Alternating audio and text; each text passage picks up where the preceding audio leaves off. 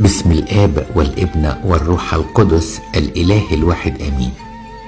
بنعمة ربنا هكمل معاكم حكاية جديدة تحت عنوان الميزان المقلوب. ما تستعجبوش لأن أنا فعلا معرفش اسم الإنسان اللي هتكلم عنه، لكن أعرف إنه هو ممثل أمريكي كلكم تعرفوه، لأنه هو اللي مثل شخصية رب المجد يسوع المسيح في الفيلم المشهور اللي اسمه Passion of the Christ.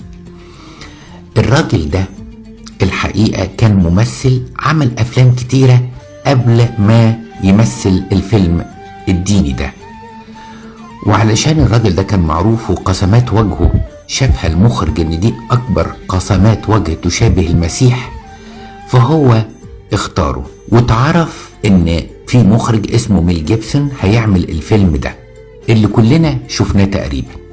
الغريبة ان شركات هوليوود كلها السينمائية راحت للممثل ده وقالت له خلي بالك كويس قوي انك انت لو مثلت الفيلم ده مش هتاكل عيش معانا تاني، مفيش حد هيشغلك في السينما ولا في الافلام. فقال لهم ليه؟ قالوا له لانك انت اتجاهك بقى اتجاه عنصري، يعني انت هتمثل طائفة معينة، مالكش اكل عيش. احنا ما بنحبش الافلام اللي لها صبغة طائفية او صبغة دينية، فانت حكمت على نفسك بالاعدام. هو الحقيقة ما خدش الكلام بجد، وبعدين مثل الفيلم وفوجئ ان فعلا التهديدات دي ما كانتش تهديدات، دي كانت حقيقة. معرفش اشتغل تاني. يعني حاولت ان اتأكد من المعلومة، لقيتها انها معلومة اكيدة. يا خبر ابيض عن ميزان المقلوب.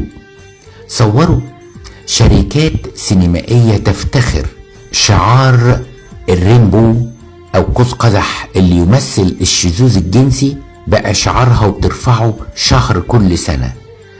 وابتدت شركات كتيرة قوي، حتى الشركات اللي كان زي ديزني، شركة ديزني ديت اللي بتعمل افلام للاطفال، ابتدت تسوق للفكرة ان ممكن ولد عنده 13 سنة يعجب ولد عنده 13 سنة ويحبه. حاجة عجيبة على الميزان المقلوب. النهاردة اللي يتكلم على ربنا يضطهد، واللي يتكلم على الشذوذ ويقول انه مناصر ليه يعتبر انسان عظيم جدا. مش بقول لكم الميزان اتقلب؟